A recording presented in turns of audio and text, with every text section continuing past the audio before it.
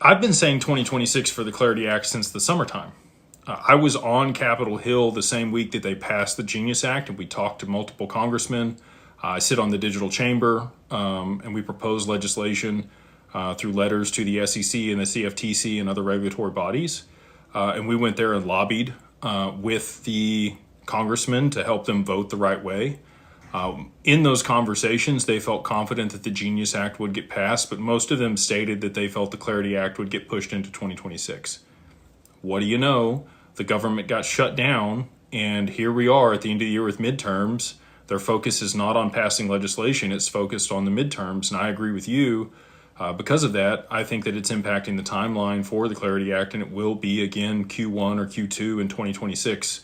I think it's probably Q1 2026 that the Clarity Act gets passed. But again, there's this window right now for the next 3 months for XRP, or maybe a little bit smaller window than that, where it is effectively the only thing that can be used for real-time settlement in a liquidity crisis.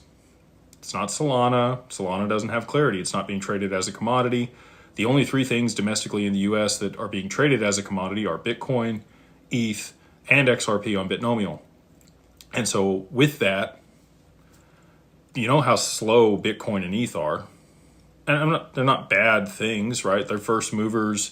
The entire industry isn't where it is today without both of those projects. But they don't have anywhere close to 1,500 TPS, or transactions per second. And they're definitely not scalable. They don't have side chains. They don't have batching. They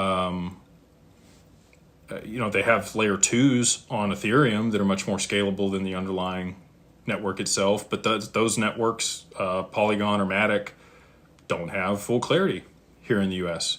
So when the reverse carry trade unwinds in the very near future, and they need a liquidity mechanism to be able to settle real time and de-risk the back end of the stock market, and provide a liquidity buffer for the FX market, the only option they're going to have is going to be XRP. Because when we talk to R3, and again, we've got other NDAs and other stuff I can't talk about with R3, but in some of those conversations, we talked about it with them, and there are the only way that they're going to use something is if there's Clarity and there's enough liquidity in the asset.